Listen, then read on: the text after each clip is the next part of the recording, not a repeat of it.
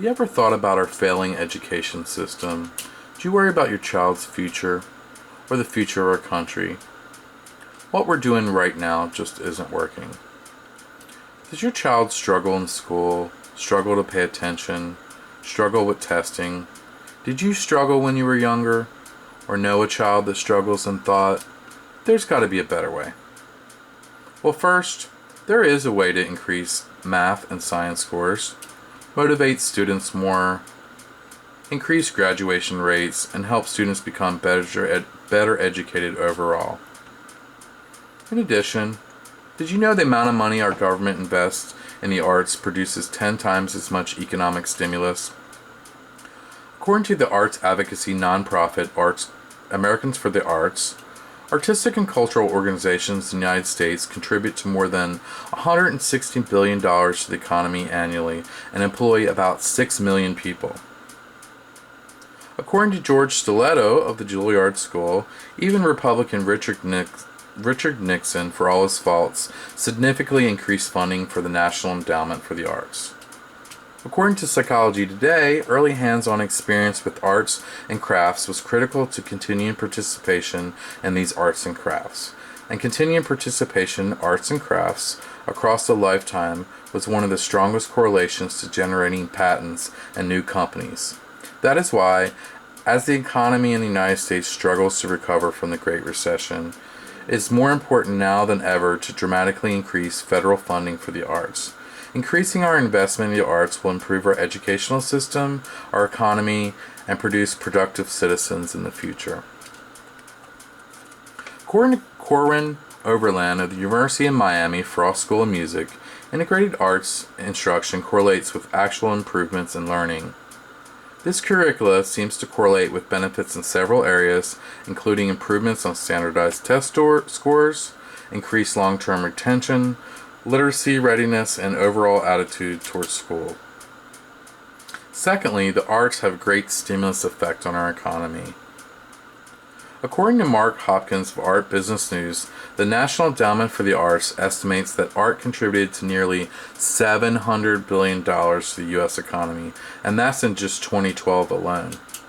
In addition, because of the economic downturn, other sources of funding for the arts have declined, and the federal government should step in and increase funding, not just fill the gap, because the benefits derived from funding the arts outweigh the cost.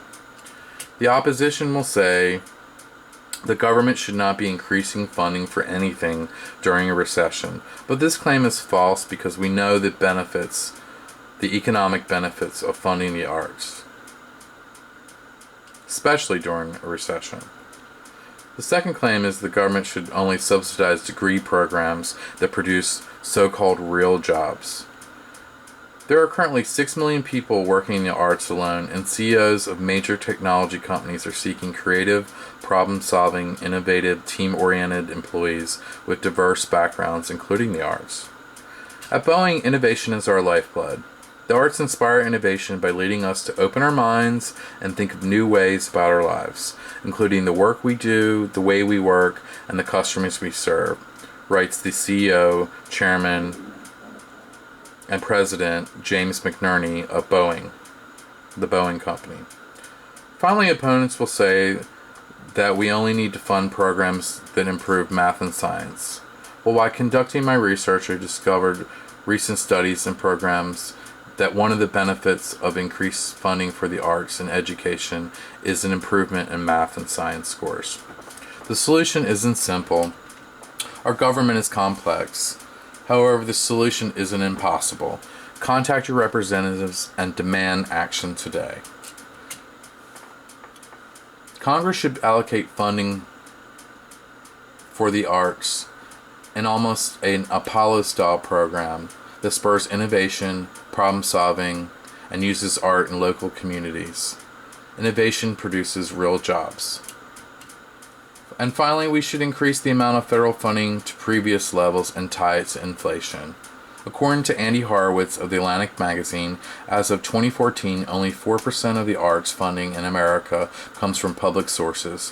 While funding has increased, it is not kept up with inflation, leading to a decrease of about 26% in public art grant money since 1995. The benefits of yearly increased federal funding will improve student performance and grades, their self-esteem, and graduation rates. In addition, more jobs will be created through additional funding of the arts and produce an economic stimulus. Not only will we improve education and the economy, we also will spur innovation and create jobs through the process with the use of art. Contact your congressman via email, contact your senator via email, and during this political season, don't be afraid to tell the person you're going to vote for that you support increased funding for the arts.